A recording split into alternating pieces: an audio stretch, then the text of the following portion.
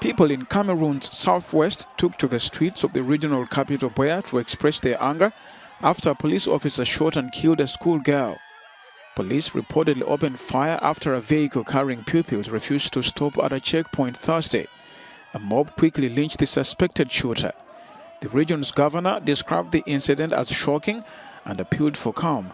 I want to assure you that those who did it, some are already under arrest. Are you listening to me? Because this child, it would have been your child, my child, an innocent child. He was going to school. I'm fighting here for children to go to school. But how is it that a child on his way to school is killed? So it is a shock. The incident is likely to inflame already tense relations between the English-speaking region and the central government in Yaoundé. Separatist rebels and government forces in the French-majority country have been locked in a bitter 4-year-old conflict in which atrocities have been committed, according to rights organizations. Police in Kenya is searching for the husband of record-breaking runner Agnes Tirop, stabbed to death in an incident that shocked their home country and the world of athletics.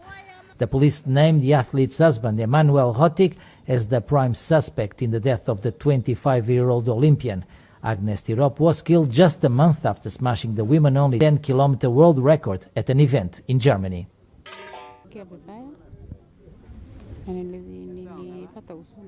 I felt bad, says her mother. I was saddened by the loss of my child. She has done a lot in my house and has been helping in paying the school fees of all the children in this home. I also depended on her for everything.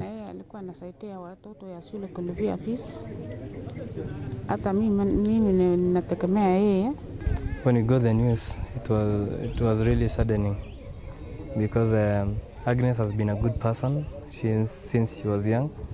And Agnes has never been to any conflict with anyone.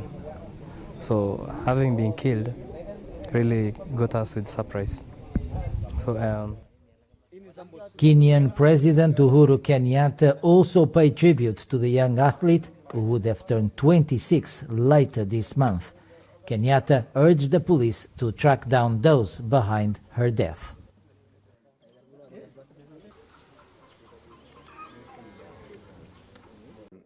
Tunisian President Kais Saied on Thursday accused unnamed politicians of using refugee status to plot against the state in an implicit attack on one of his predecessors based in France. Without naming him, Saied referred to a speech by former President Moncef Marzouki in which he called his grabbing of executive powers in July a coup.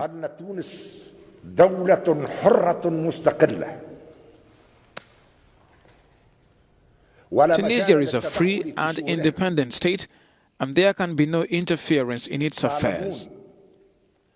You know that some have used refugee status abroad to attack Tunisian interests. The president earlier this month named a government he will technically control. Saied's opponents have accused him of seeking a new dictatorship a decade after Tunisia's 2011 revolt that overthrew veteran ruler Zine El Abidine Ben Ali. The pandemic has made the world more vulnerable to food insecurity. This is the message left by the Director General of the UN's Food and Agriculture Organization. Ku Dongyu added that the effects of the pandemic had pushed the aim of ending world hunger by 2030 further down the road. Yemen, Afghanistan, now Syria, Sudan, and some parts of conflict area in Sahara and the eastern horn of Africa, and Haiti, of course. And so due to the natural disaster, you name it, earthquake or climate crisis, and also man-made conflict. And others, it's because simply they have no capacity to produce enough food. The latest report singles out Yemen, Afghanistan and Haiti amongst the worst places in the world. The UN's official added that according to the latest report, over 800 million people are suffering from hunger and food insecurity. It was 1 out of 9 on this planet was suffering from all malnutrition, food insecurity. But due to the pandemic, it's getting a little bit worse, exacerbated by the pandemic. And by the newest report by FAO, together with other partners, now last year we have 811 million population suffering from hunger and food insecurity. On October 16th, the United Nations marks World Food Day. The organizers are calling for the reform of agri-food systems in order to feed everyone. South Africa's former president, Jacob Zuma, spoke Thursday to his supporters for the first time since being released on parole in early September. The former ANC leader was released on medical grounds after serving 2 months of a 15-month prison sentence for contempt of court.